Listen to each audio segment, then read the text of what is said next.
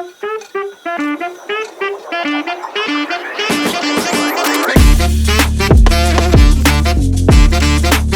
is up, gang? Welcome back to FM Immortal, where we bring you tips, tricks, thoughts and takes on all things Football Manager.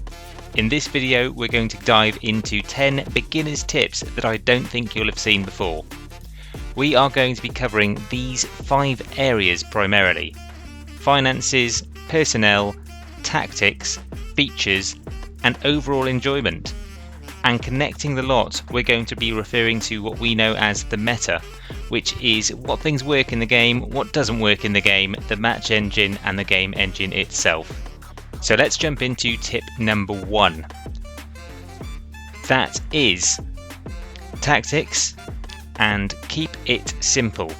Now, you will have heard that one 1,000 times before, I'm absolutely sure. But what I'm going to do here is show you what I mean by tactical simplicity. So I've just started a new career save with Valencia here. You'll see I'm on the 12th of July 2022. I've already set up my default tactics page, and that's where I'm going to head here to show you what I mean by keeping it simple.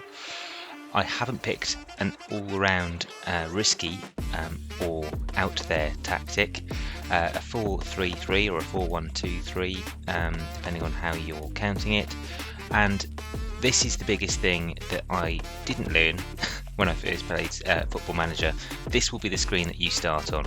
This shows you the positional attributes of every player.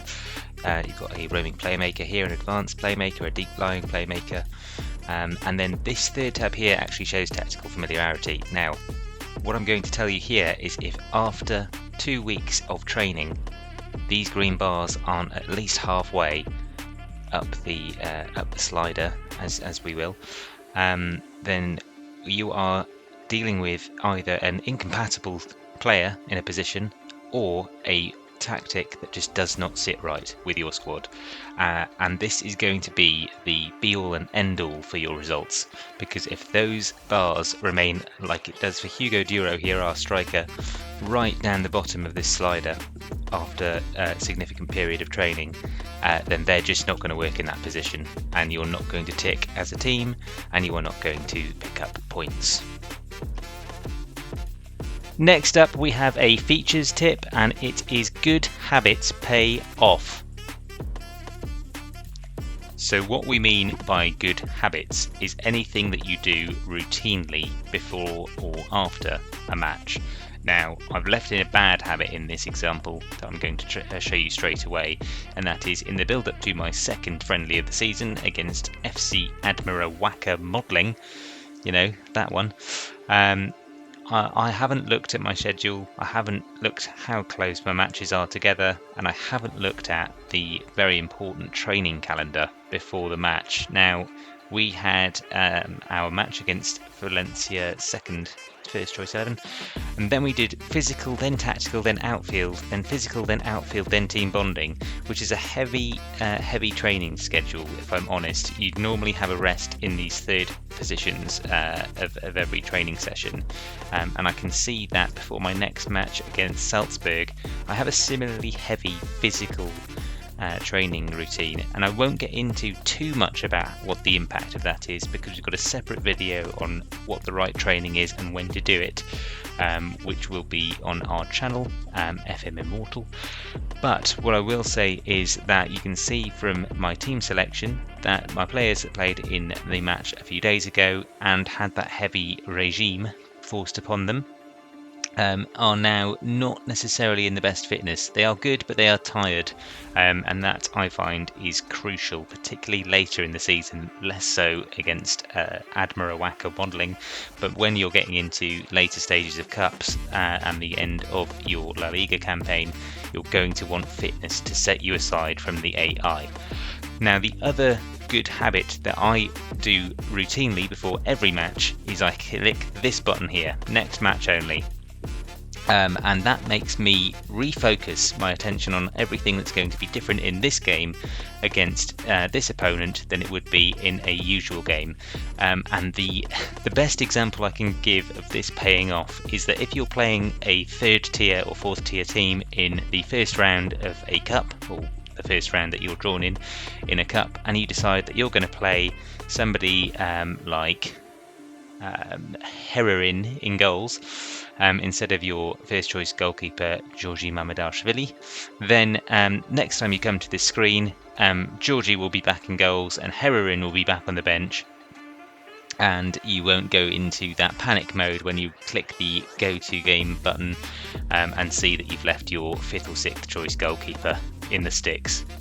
The next tip is finance related, and it is that little costs will add up and can hurt you, and here's what I mean by this. Now, I am showcasing obviously these tips through the medium of Valencia, who are not a club who are particularly problematic when it comes to budgeting, albeit in real life, of course, they have declined due to their financial status and ownership, but that's a rant for another day. We have a starting transfer kitty of £1.72 million and a wage budget of just over £500,000 per week. We are currently spending above that. I haven't made any signings myself, so that's sort of fixed to be done. And a scouting budget of the entire world. So showing you what I mean by financial turmoil is not going to be easy using this example. But what I will talk about is those little costs and where they can come from. One of them is through your medical centre and the injury status of players. So you'll always get an overall risk. It looks like Correa, if he plays his next couple of matches without resting, is going to be impacted by some form of injury. And when that happens, when you get the more severe injuries, you'll see a pop-up offering you a number of options depending on what club you are managing. And that can often include things like send to specialist, use club doctor, or use physio. Each of those will have their own price associated with them, and depending on how stringent your budgets are, it will mean a different decision from yourself to either protect funds or protect players and get players back on the pitch as quickly as possible. At a club like Valencia, I will always send someone to a specialist so that I can have that player back as quickly as possible. But there are other things that can hit your finances moreover, such as scouting.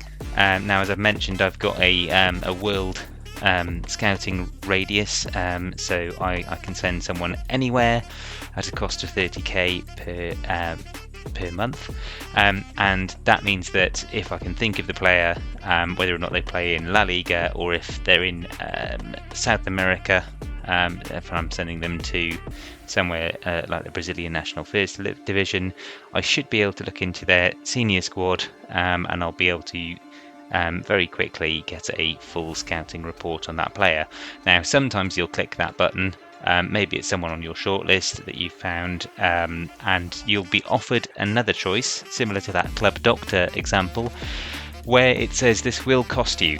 And now every time you click yes, fine, get on with it, you are actually eating into a pool of resources that you have with your club finances, and that will show in your expenditure and your overall balance on this sheet here.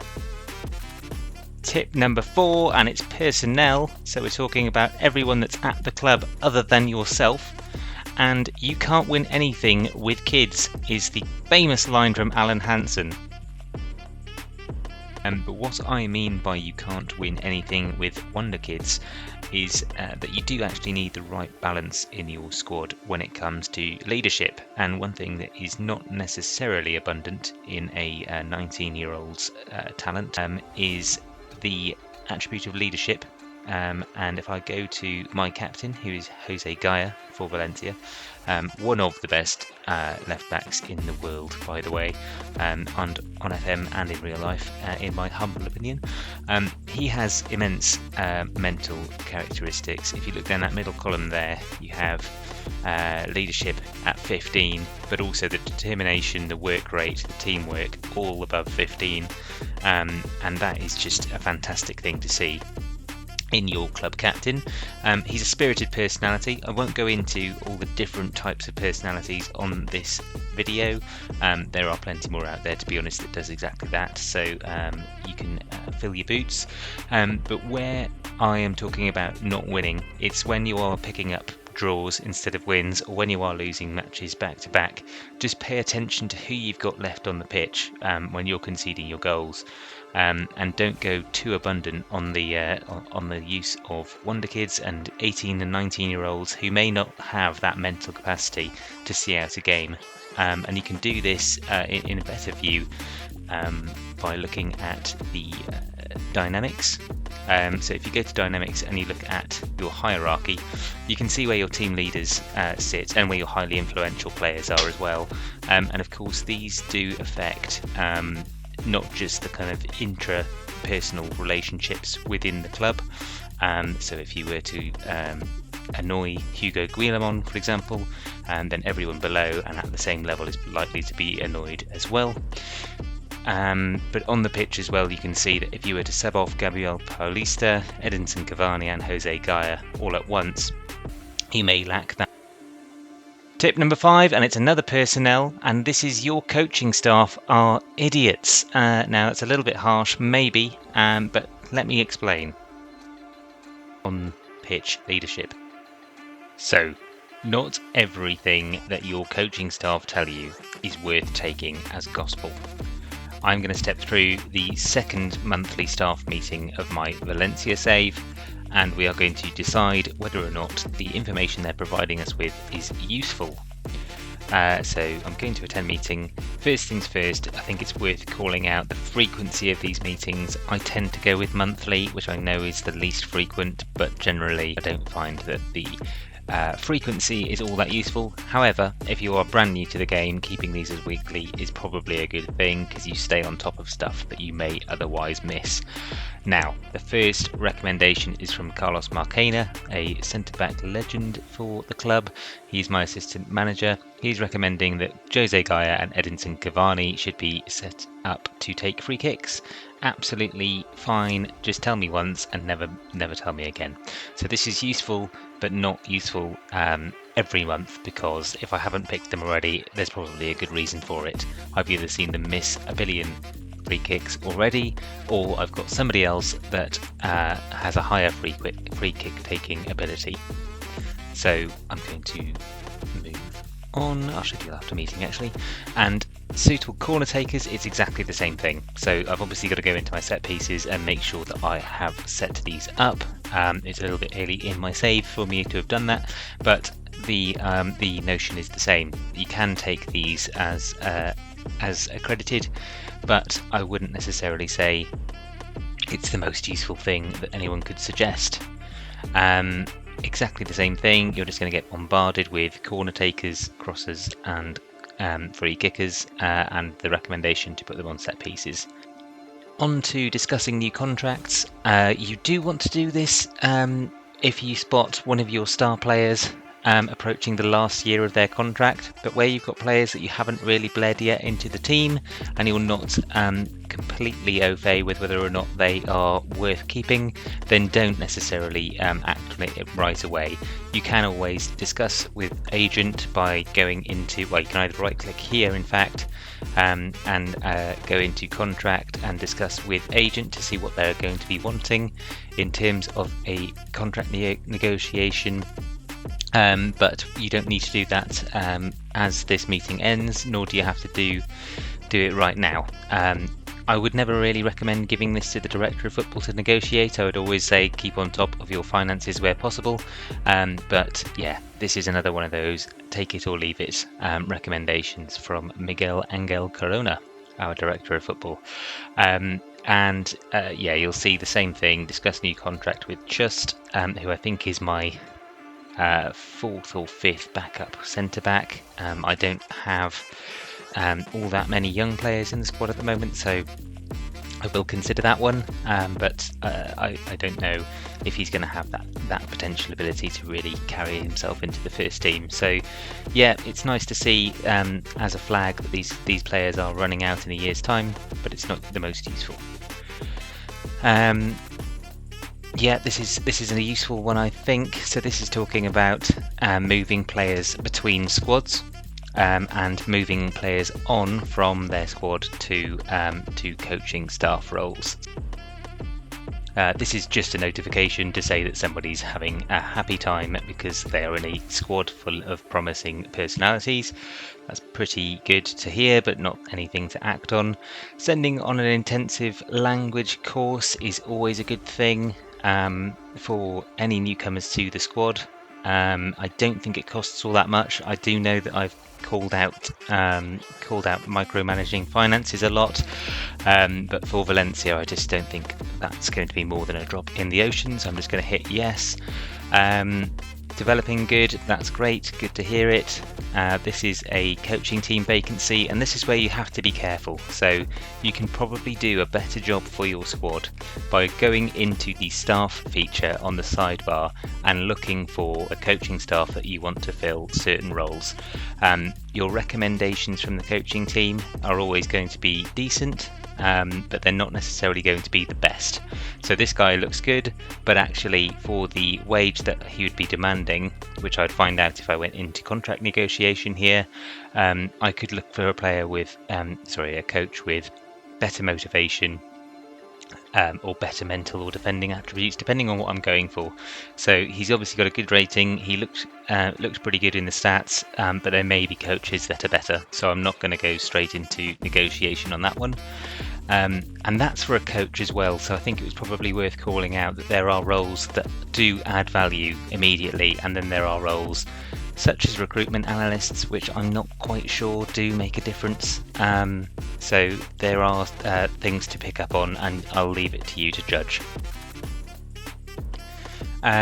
More sending on coaching courses here. So this is similar to the language course, and I don't think there's a board request one, but I don't think that's going to damage my finances too much, so I'm going to go for it. And then yeah, here we go. So performance analyst and recruitment analyst. So if you're going to be somebody that uses the data hub an awful lot, you're going to want to build a performance analyst pool with very good ratings. Recruitment analyst, I genuinely think that they can make a difference when it comes to getting a full report on a player, but do you need to fill the quota? So you'll see a lot of sentences at the top here that talk to the fact that there are more vacancies than there are current recruits in that space, and it'll say something like the board will allow 9 to do so, and you've only got 7, so fill your boots.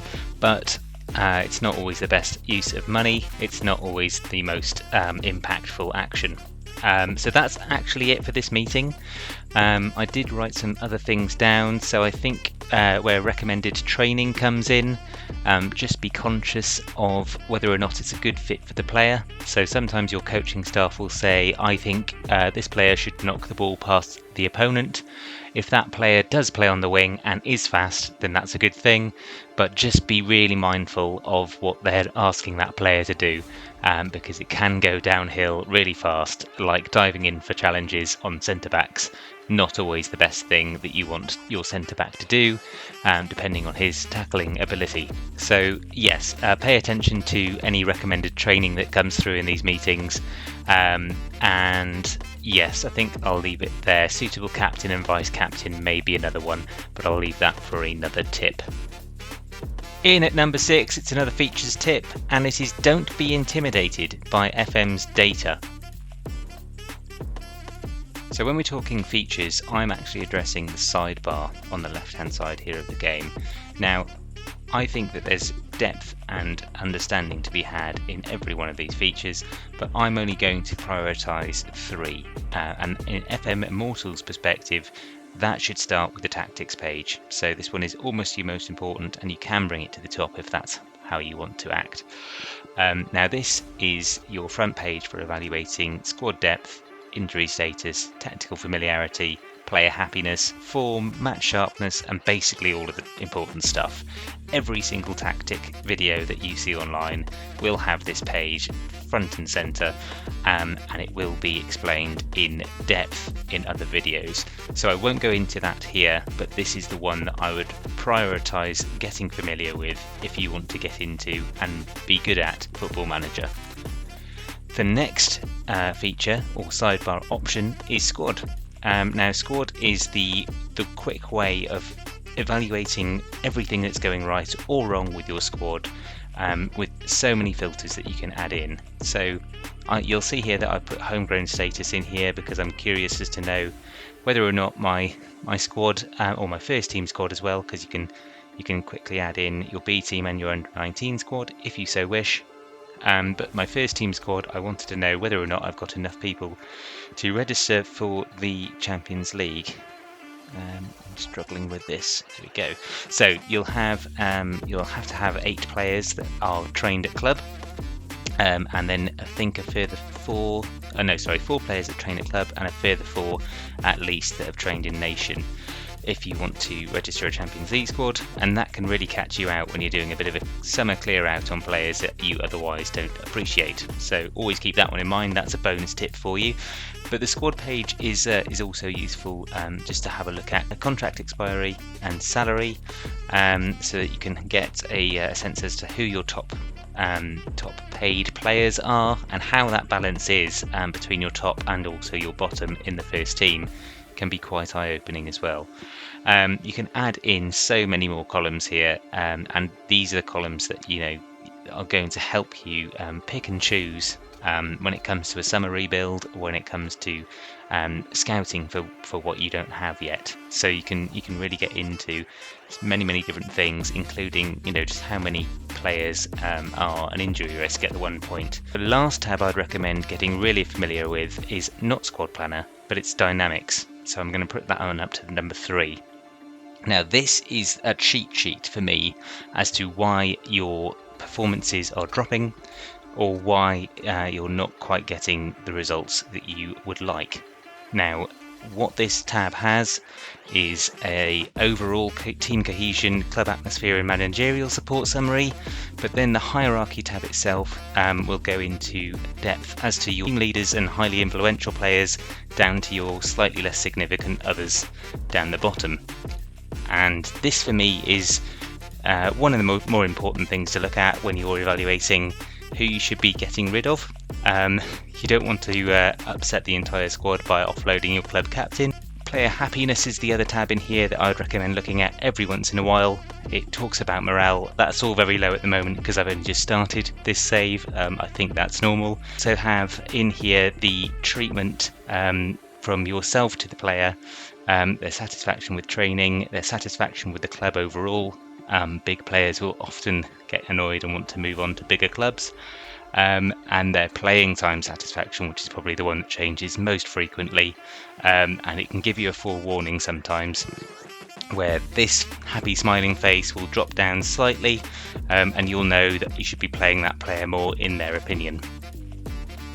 Another finance tip for you at number 7, and it's budget tinkering can make or break your season. What I mean by that is this button here on your summary page of the finances feature across the sidebar there. You'll often be offered the chance to make a budget adjustment. Now, depending on how you're performing against your wage bill, you'll have some freedom here to say, I want to pump that up and put more into the running costs or the revenue of the club, as opposed to the one-off costs and the transfer budget.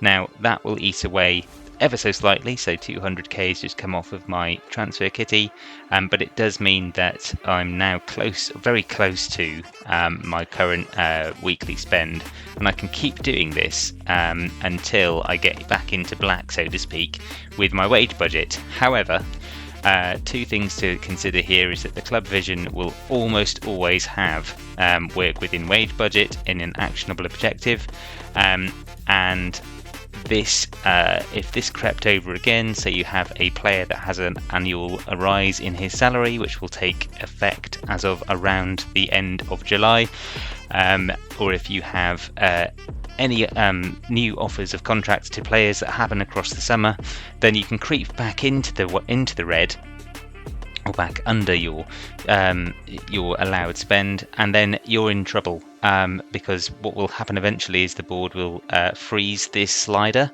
and you won't be able to push things back up to transfer budget, and you won't be able to go as close to max on your wage budget either. So if you play with this too much, it can be at your peril, and that is the tip, is to be very conscious about how many times you're going to need to do that. And across the summer, it's going to be best to leave it be until September time, when the transfer window shuts. Tip number 8, and we're back with tactics, and it's don't go defensive. Pretty simple, probably not unique, but let me show you why. Now, you join us at the start of the second half in my first game with Valencia. Now, I'm playing the Valencia second team, or second 11 from the first team, and I've got a 2-0 lead. We got a penalty in the first half, and Kluivert scored a lovely goal. And what I'm going to showcase here is why you should never go defensive. So I'm currently just unbalanced because I didn't want to stretch the squad in the first team and pick up injuries. I don't have the greatest in terms of tactical familiarity at the moment, so I'm expecting not the best second half performance regardless. But if I look at where everyone's sat in terms of attack levels, we've got Hugo Dura up front and Nico on attacking. The rest of the midfield then is on support, and the wing backs are on support, with the defenders on defence. What I'm going to do now is go ultra defensive and predict that the only thing that actually happens is we concede, because that's what I've seen happen a squillion times before when trying to hold on to a lead. But we've got a 2-goal lead here, so let's have a look how damaging going defensive can be. I don't think a roaming playmaker can go defence, so I'm also going to kind of slightly impede on Mariba's abilities by putting him into ball winning midfielder mode, but I'm not going to go all out defence because I think that would just be catastrophic, and then I'm just going to go to defensive, and we're going to have a look what happens playing at this speed. Key highlights only, so hopefully we'll get through to something now, but I'm expecting the second 11 to score. There it is. That is absolutely immediate. That was ridiculous. But it goes to show you just should not go defensive on this game. I would say even if you're 1-0 up with 5 minutes to go against a team that's probably better than you, at the very, very lowest level, go to balanced. Cautious if you've had a player sent off, maybe. If you're really trying to counter-attack, then maybe cautious. But defensive and very defensive are just no-go areas, and they have been for about 4 Football Manager games in a row. I've never seen them work all that well, and I've only ever seen it cause more pressure to come on your defenders and more goals to go in your net. So the best form of defence is attack. I think it always will be. Well done, Hugo Duro. That was an absolutely fantastic goal. I'm going to leave it there, but basically do not go defensive. Our penultimate tip today is another personnel, and this one is that you should bookmark the 30th of December. Yes, it truly is the most wonderful time of the year in Football Manager. December the 30th just so happens to be exactly 6 months before the majority of European player contracts expire. And what does that mean for a Football Manager? Well, you get some free transfers. So in your scouting feature, if you go to the scouting tab, you'll see I'm not in December yet in my Valencia save. It's early doors, to say the least. But if I were to go to scouted players and show you what to do, so where I have already got a filter on expiring in 1 year, you will have a filter on expiring in 6 months and hit the OK. There's nothing in my list because I'm in July and everyone's just signed a contract, but in 1 year's time these players will be the kinds of players that are top of your list with expiring contracts. So you can have a look here. There are some players under the age of 30 that look pretty decent. Sufyan El Kurani from Nimgen. I haven't got him scouted, but he looks like a decent left back. So it depends what you're looking for, of course, in terms of player position. But this is the best way, I think, to bring in, I would say, experience into your team, because the majority of players who do have a contract that isn't renewed throughout the season ahead by their owner or owning club, they tend to be on the 30 plus age side, but they can bring immense value as long as you can get them at a reasonable wage. So what you'd need to do in this case is you go into the player and you go to transfer, and you'd actually have an option, so we know it'd be under contract, you'd have an option to approach to sign. So as of the 30th of December every year, double check that list, bookmark it, go to the players that you think might be a real steal, and you can approach to sign them there and then and get them ready for a summer transfer for no money whatsoever. And last but not least, we have an enjoyment tip. Now, what I mean by enjoyment is not necessarily how happy your squad are, but how you yourself get the most satisfaction from Football Manager. Now, this is something that I struggle with, and I know that many other players do as well. Football Manager is a highly addictive game. It's almost impossible to put down. It's very easy to just hit the next, go to your inbox, play one more match, never finish on a loss, and play until 4 in the morning when your life is consumed by the game. But what I'm here to say is that there is a way to beat this and to maximise the satisfaction that you get from this game, and that is to set yourself a target from the off. And that could be in a session, it could be in a season, it could be in a save. But what you'll want to do is pick from an array of targets for your club, for your manager, and try to stick to that. And you've got a stopping point then that you can either go back to in the future if you want to, or otherwise you've got something to aim for, and that's what it's all about. And that can range from a multitude of different targets, from the likes of winning the Champions League, getting promoted to whatever the top tier is in your country, winning every trophy at that top level if you so wish, finishing above a rival club, maybe it's a Sunderland Newcastle kind of deal, turning a sleeping giant like a Lazio into world club number 1, winning the treble or quadruple depending on what league you're in, getting inducted into the Hall of Fame, of course, as the manager if you want a managerial target to set. You could just do a youth only save where you're promoting from within and never actually signing a player and seeing how far you go before you either get the sack or win the Champions League. Become the most reputable club in the country. I really like this one because it lets you focus on just what's around you, and you don't have that kind of pain of Europe to try and conquer. Of course, Football Manager will always help you fall in love with a random team, and you can see how far you go with them as a one club man. Beat PSG. Everyone loves to beat PSG or whoever the giant is that you want to dethrone. Of course, Football Manager itself has got so many achievements baked in, and you can pick and choose from these. In fact, FM Immortal is named after one of these achievements. Or you could go to getting as far as being offered a national job for whatever your manager's nationality is, or otherwise, and you can take these on and put a timestamp against them, and you will have a end state for Football Manager that you are aiming towards, which really helps when you want to cement yourself in history, but also have a stopping point that you can say, you know what, I've completed it, mate. So, a recap of all of today's tips on one page for you, all at once. Screen grab this if you want to. We are going to do this in less than a minute if we can. So, tactical familiarity, that will show you why you're not winning. Early doors, it's really easy to tell if your team knows how to tick. Second tip was, as a new player, try to get into good habits and make use of that next match only button. Another tip on there was never go defensive. It only ever invites pressure. You will concede as soon as you click that defensive or very defensive button. I assure you, it's just the meta. Pay attention to leadership, so know who your leaders are at the club. Your influential players off and on the pitch will help shape the success of your season. Don't listen to everything your staff have to say. They are not the gurus of Football Manager. They are just there to give some good and some mediocre recommendations, and often they will get it wrong. Prioritise these 3 features down that sidebar on the left: tactics, squad and hierarchy. They are almost everything you need to get going.